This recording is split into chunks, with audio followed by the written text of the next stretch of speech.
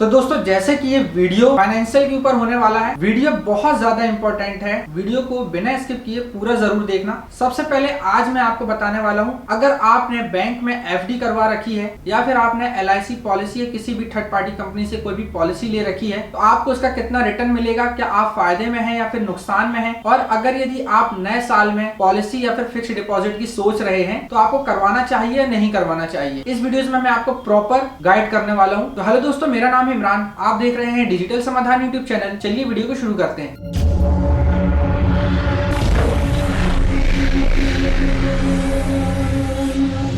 दोस्तों जैसे कि अब नया साल, नया वर्ष 2023 लग चुका है, इसलिए आपने अगर इस वर्ष के पहले कोई भी एफडी या फिर किसी भी थर्ड पार्टी कंपनी से अपनी पॉलिसी करवा कर रखी हुई है और 2023 में आप सोच रहे हैं, तो अब आपको ये करवाना चाहिए या नहीं करवाना चाहिए। और अगर यदि आप इस वीडियो को कुछ सालों के बाद देख रहे हो, तो जिस साल में भी अभी आप मौजूद हैं और इसके बारे में सोच रहे हैं, तो अब आप उसको करवाना चाहिए नहीं करवाना चाहिए, इस वीडियो में मैं उसे भी कवर करने वाला हूँ। सबसे पहले मैं आपको अपने व्हाइट बोर्ड पर लेकर चलता हूँ और यहाँ पर आप देख सकते हैं जैसे कि अभी नया वर्ष स्टार्ट हो चुका है, 2023 चल रहा है। 2023 में अगर आप अपने बैंक में फिक्स डिपॉजिट करवाना चाहते हैं इस मकसद से कि आपका पैसा कुछ समय के बाद डबल हो जाएगा, 3 गुना हो जाएगा, 4 गुना हो जाएगा, इस मकसद से आप करवाना चाहते हैं, तो आपको करवाना सही है या नहीं। इसके साथ साथ आप अगर कई सारी पॉलिसीज लेते हैं, जैसे कि एलआईसी सबसे ज्यादा चलता है, या फिर किसी भी थर्ड पार्टी बैंक या कंपनी की कोई भी पॉलिसी लेते हैं, किसी भी प्रकार की पॉलिसी हो सकती है, चाहे वो हेल्थ से रिलेटेड पॉलिसी हो या फिर फैमिली पॉलिसी हो, आपको उसे लेना चाहिए या नहीं लेना चाहिए, उसके बारे में भी मैंने यहाँ पर लिख कर रखा हुआ है। और कितने टाइम पीरियड में आपको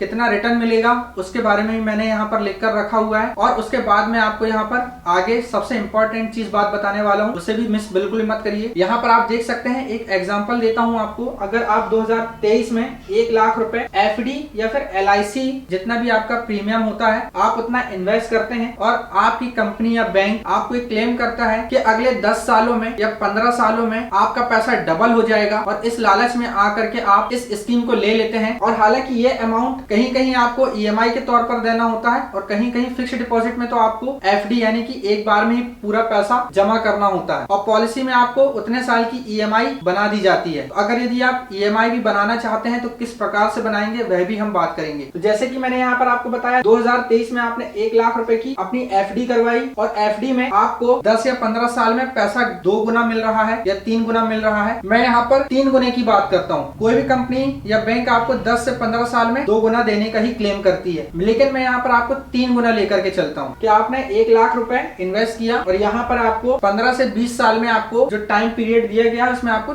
3 लाख रुपए मिलता है, यानी कि 1 का 3 मिलता है, 3 गुना मिलता है। अब आप इसे कैसे कैलकुलेट करेंगे कि आपका ये डिसीजन सही है या गलत। इसके लिए आपको बहुत ही अच्छा एग्जाम्पल देने वाला हूँ। अगर यदि आप एफडी कर रहे हैं 10 सालों के लिए, तो आप जिस साल से अपनी एफडी स्टार्ट कर रहे हैं उसके 10 साल बैक आपको जाना है और देखना है कि उस 10 साल पहले जो भी आप अभी इस्तेमाल कर रहे हैं उसकी वैल्यू क्या थी और आज उसकी वैल्यू क्या है। फॉर एग्जांपल मैं आपको बताना चाहता हूं, मुझे यहाँ पर 1 लाख की बदले में अगले 10 या 15 साल में 3 लाख रुपए मिलेंगे, यानी कि 3 गुना ज्यादा पैसा मिलेगा। अब मैं 10 साल की एफडी करवाना चाहता हूँ, तो मैं अपने 10 साल पीछे जाऊंगा और मैं यहाँ पर बात करता हूँ जो मैं सामान आज इस्तेमाल कर रहा हूँ। जैसे कि सिलेंडर की बात कर लेते हैं। 10 साल पहले सिलेंडर का क्या भाव था और आज 10 साल के बाद सिलेंडर का क्या भाव है, तो महंगाई कितनी बढ़ चुकी है। 10 साल पहले की अगर यदि हम बात करते हैं तो सिलेंडर का भाव 10 और 15 साल पहले लगभग 300 साढ़े 300 रुपए का आया करता था, जो कि आज 1060 रुपए भी पार कर चुका है, यानी कि 15 साल में आपको 3 तिरका 9, 3 गुना से भी ज्यादा महंगा अब सिलेंडर पड़ रहा है। 15 साल की मैं अगर यदि बात करता हूँ या 10 साल की बात करता हूँ, जो मैं चावल,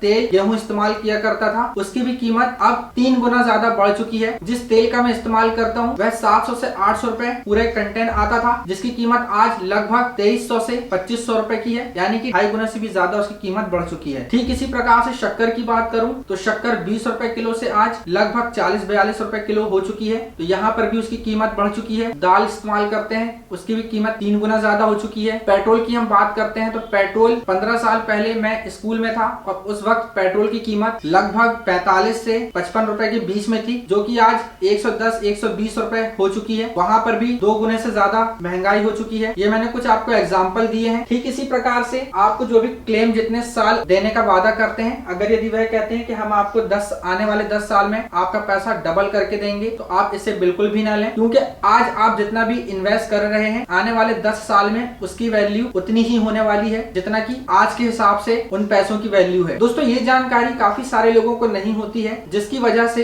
वह अपनी लाइफ में जितना भी पैसा कमाते हैं उससे वह ग्रो नहीं कर पाते हैं और पैसे को बचा नहीं पाते हैं। वह हमेशा इन लालच में रहते हैं कि हम अपना पैसा कहीं इन्वेस्ट करेंगे तो इतने साल में वह इतने गुना हो जाएगा। पैसे से पैसा कैसे कमाया जाता है इस वीडियोस में हम वह भी बात करने वाले हैं। तो सबसे पहले तो मैंने आपको कुछ एग्जांपल देकर बताया है, जितने भी साल का आप यहाँ पर इन्वेस्ट कर रहे हैं उतने ही साल आपको पीछे जाना है और प्रेजेंट जो भी आप वस्तु इस्तेमाल कर रहे हैं उसकी वैल्यू क्या थी और आज क्या है, उसके अनुसार आपको पता चल जाएगा कि आने वाले 10 साल में भी उसकी वैल्यू कितनी हो जाएगी। ठीक इसी प्रकार से अगर यदि आप पॉलिसी करवाते हैं तो पॉलिसी में सबसे ज्यादा सावधानी बरतने की जरूरत है, क्योंकि कोई भी पॉलिसी में आपका एजेंट कभी भी आपको सही से गाइड नहीं करता। उसकी टर्म एंड कंडीशंस आपको नहीं बताई जाती। टर्म एंड कंडीशंस के काफी सारे पेजेस होते हैं और उन पेजों में बहुत ही बारीक अक्षर में इंग्लिश में आपको बताया जाता है। कोई भी व्यक्ति इसे नहीं पढ़ता है, लेकिन जो जानकार होता है, जिसे फाइनेंशियल नॉलेज होती है, वह इन चीजों को जरूर रीड करता है। अगर आपको इंग्लिश नहीं भी आती है तो आप किसी जानकार से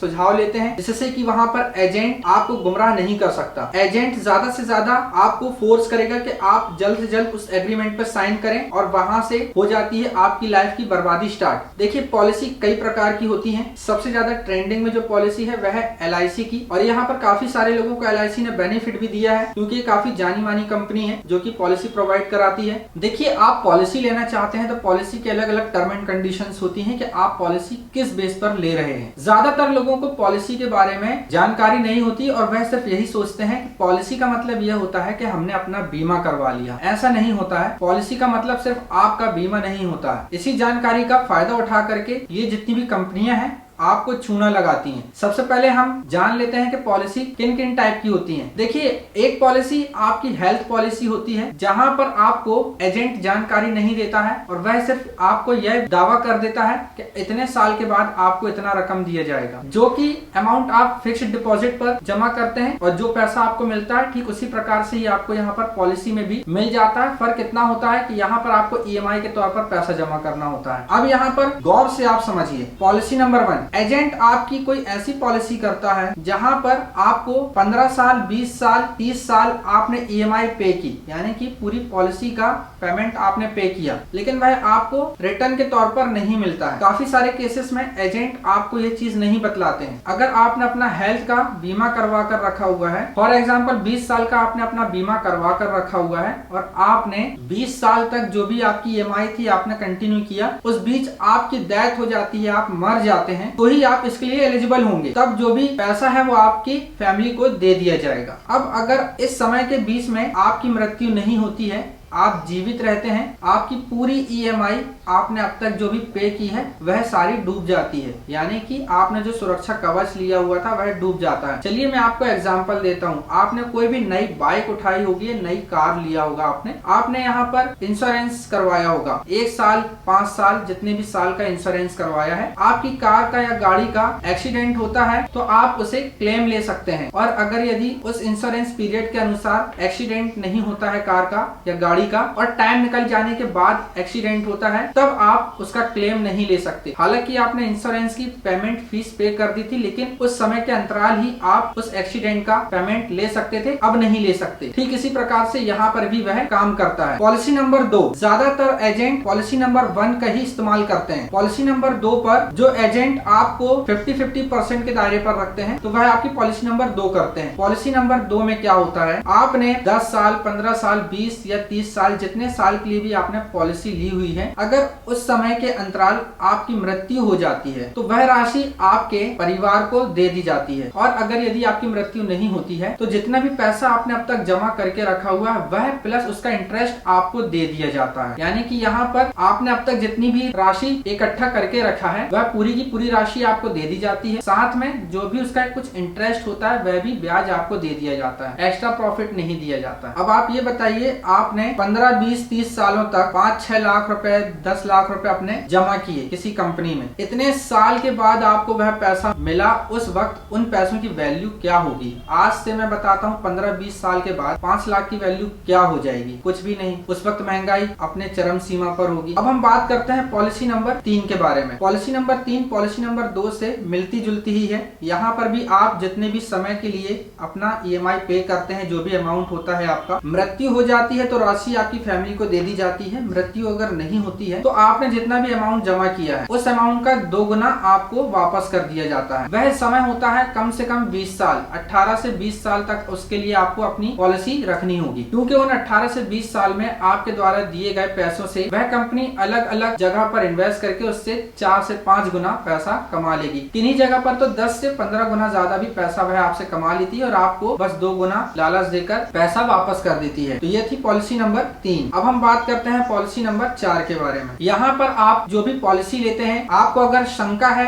कि आने वाले समय में काफी इलाज महंगा हो रहा है, जैसे कि आज इलाज के लिए काफी लाखों रुपए लग रहे हैं, आप इन चीजों से बचकर रहना चाहते हैं और आप अपने पैसों को संभाल कर रखना चाहते हैं, आप नहीं चाहते कि आपकी कमाई आपके इलाज या बीमारी पर पूरी चली जाए और आपकी अर्थव्यवस्था और आपके परिवार की अर्थव्यवस्था खराब हो जाए, इसके लिए आप पॉलिसी नंबर 4 लेते हैं, जहां पर आपको आपकी उम्र के अनुसार, जो भी आपकी एज है जब आप पॉलिसी ले रहे हैं और जो भी उनका टर्म है कि 60 साल तक का आपका जो भी समय है, तो 60 साल से आप अभी जितने भी वर्ष के हो गए हैं उसके अकॉर्डिंग आपको कितने की पॉलिसी लेनी चाहिए और उसकी EMI भी फिर आपको बता दी जाती है। अगर आप कोई पॉलिसी लेते हैं, आपकी एज कम है तो EMI आपको कम की बनती है और उसमें बेनिफिट अधिक मिलता है, और अगर यदि आपकी एज ज्यादा होती जाती है तो उसमें आपकी पॉलिसी कम की बनती है, जहां पर आपको EMI अधिक देना होता है और साथ में पॉलिसी भी काफी महंगी पड़ती है। तो यहाँ पर आप अपना हेल्थ इंश्योरेंस के तौर पर अपनी पॉलिसी करवा लेते हैं। जब आप इस पॉलिसी को लेते हैं तो यहाँ पर प्रॉपर तरीके से आपकी पूरा हेल्थ टेस्ट होता है कि किसी भी प्रकार की आपके शरीर में कोई समस्या या बीमारी तो नहीं है, उसके अकॉर्डिंग ही आपको पॉलिसी प्रोवाइड कराई जाती है, EMI बांधी जाती है। और जब कभी भी आप बीमार होते हैं तो इस पॉलिसी के थ्रू जिस कंपनी से आपने इंश्योरेंस करवाया हुआ है तो आपको हॉस्पिटल का पैसा यही कंपनी प्रोवाइड करा देती है, यानी कि आपको यहाँ पर किन्हीं केस में बिल्कुल भी पैसा नहीं देना होता है हॉस्पिटल और इलाज के लिए, और किन्हीं केस में जो भी पॉलिसी टर्म एंड कंडीशन है कि आपको 60% या 70% कंपनी प्रोवाइड करेगी, यानी पॉलिसी इंश्योरेंस कंपनी प्रोवाइड करेगी, बाकी को पैसा आपको खुद स्वयं देना होता है, कि आपके टर्म एंड कंडीशन पे डिपेंड करता है। तो ये होती है पॉलिसी नंबर 4। लेकिन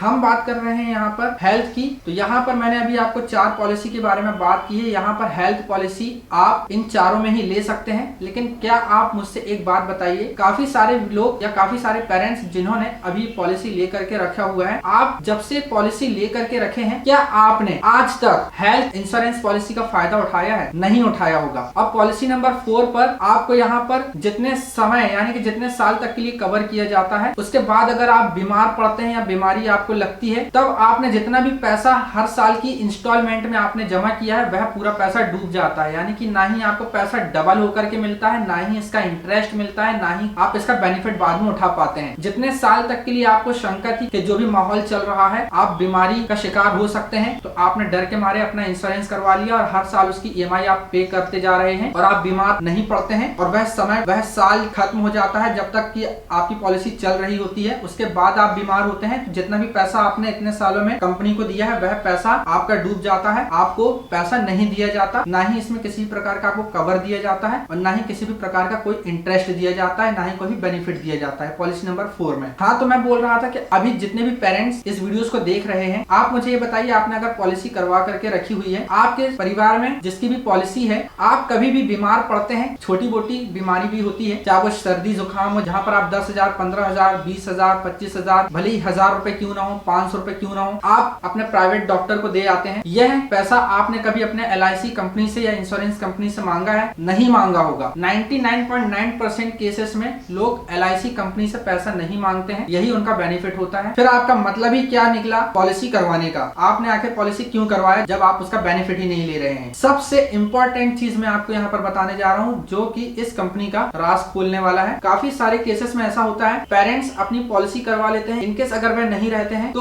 उनका जो भी भार है उनके बच्चों पर ना आए और उन पॉलिसी का पैसा उनके बच्चों को मिल जाए, जिससे कि वह पैसा उनके बच्चों के भविष्य में काम आए। लेकिन ज्यादातर केसों में होता क्या है कि पेरेंट्स अपने बच्चों से यह बात छुपा करके रखते हैं कि उन्होंने किस कंपनी में कितनी पॉलिसी ले रखी है, क्या कवर प्राइस है, उनकी अगर अगर डेथ हो जाती तो कितना फैमिली को मिलेगा या नहीं मिलेगा उनके बच्चों को, ये नहीं बताते हैं। और ज्यादातर केसों में होता यह है कि पेरेंट्स अगर किसी कारण से मिसहैपनिंग हो जाती है उनके घर पर, तब यही कंपनी फायदा उठाती है। बच्चों को अगर जानकारी नहीं है तो वह क्लेम नहीं ले पाते हैं और कंपनी उनका सारा का सारा पैसा खा जाती है। या तो फिर कंपनी मन चाहे चार्जेस लगाती है कि हम आपको पैसा दे रहे हैं तो हम इतना देंगे, इतना चार्ज करेंगे। कई सारे आपको दाव पेच पढ़ाना स्टार्ट कर देती है, भागा दौड़ी करवाती है, जिससे कि आप परेशान हो जाते हैं। तो आप वैसे ही पैसा छोड़ देते हैं या फिर जितना पैसा मिल रहा होता है उतने में ही संतुष्ट हो जाते हैं। कभी भी आप पॉलिसी करवाते हैं तो सबसे पहले पॉलिसी के बारे में जानकारी लें कि आप जो पॉलिसी करवा रहे हैं, जो मैंने अभी 4 पॉलिसीज के बारे में बताया है, किस दायरे की पॉलिसी आप करवा रहे हैं। और आप अपने परिवार में अपने बच्चों के साथ में इस चीज को जरूर से शेयर करें। एक केस और मैं आपको बतलाता हूँ, अगर आप पेरेंट्स हैं, आपके अकाउंट पर कितनी राशि है ये अपने बच्चों को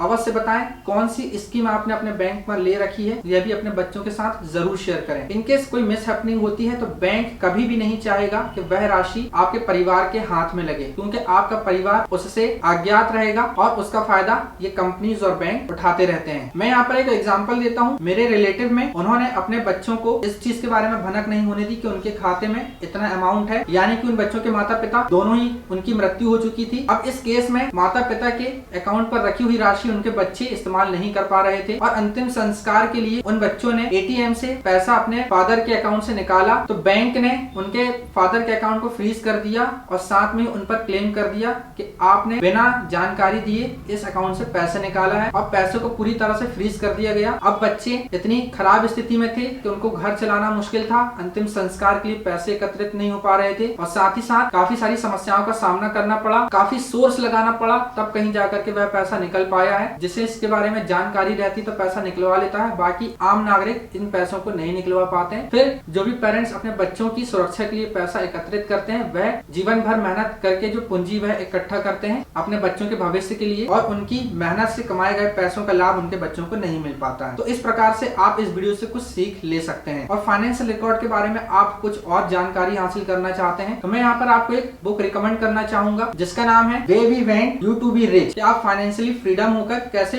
अपने पैसों को सही जगह इस्तेमाल करेंगे और कैसे इन पैसों का इस्तेमाल करके आप बहुत जल्दी फाइनेंशियली फ्रीडम हो सकते हैं, कैसे अमीर बन सकते हैं। अगर आपके पास में इस बुक को पढ़ने का समय बिल्कुल भी ना हो तो आप इसे कुकू एफएम पर इसकी ऑडियो बुक समरी भी सुन सकते हैं। जैसे कि मेरे पास में कभी भी समय नहीं होता कि मैं फिजिकली बुक रीड कर सकूं, तो मैं हमेशा कुकू एफएम पर उन बुक्स को सुनकर वहां से नॉलेज प्राप्त करता रहता हूं। तो आप भी इस बुक को जरूर सुनिए। इसका लिंक और नाम मैं नीचे आपको वीडियो के डिस्क्रिप्शन में दे दूंगा। साथ ही साथ कुकू एफएम का लिंक और उसके अलावा डिस्काउंट कूपन भी मैं आपको इस वीडियो के डिस्क्रिप्शन में दे दूंगा, जहां से आप कुकू एफएम डाउनलोड कर पाएंगे और साथ ही साथ मेरे द्वारा दिए गए कूपन कोड को आप अप्लाई करते हैं तो 50% तक का आप वहां पर छूट प्राप्त कर पाएंगे। कुकू एफएम का सब्सक्रिप्शन आप पूरे साल भर का 399 रुपए में ले सकते हैं, लेकिन मेरे कूपन कोड को आप अप्लाई करते हैं तो आपको 50% का डिस्काउंट वहां पर मिल जाता है, यानी कि 399 रुपीज का एनुअल चार्ज का प्लान आपको मात्र 199 यानी 199 रुपए में मिल जाता है। तो मेरे द्वारा दिए गए लिंक और कूपन कोड का अवश्य इस्तेमाल करें और इसी प्रकार की 10,000 से भी ज्यादा अलग अलग टॉपिक पर ऑडियो बुक्स आप वहां पर सुन सकते हैं और नॉलेज प्राप्त कर सकते हैं। आप इसे एप्पल डिवाइस या किसी अन्य डिवाइस पर भी इस्तेमाल करते हैं तो मेरे कूपन कोड को वहां पर आप अप्लाई कर सकते हैं और डिस्काउंट का फायदा उठा सकते हैं। इसी प्रकार की जानकारी और वीडियोस देखने के लिए चैनल पर पहली बार हो तो चैनल को सब्सक्राइब करना ना भूलें। साथ ही साथ नोटिफिकेशन बेल आइकन को प्रेस करके ऑल पर जरूर क्लिक कर दें इसी प्रकार की ढेर सारी नॉलेज प्राप्त करने के लिए। मिलते हैं अगली वीडियोस में, मुझे दीजिए इजाजत। जय हिंद, वंदे मातरम।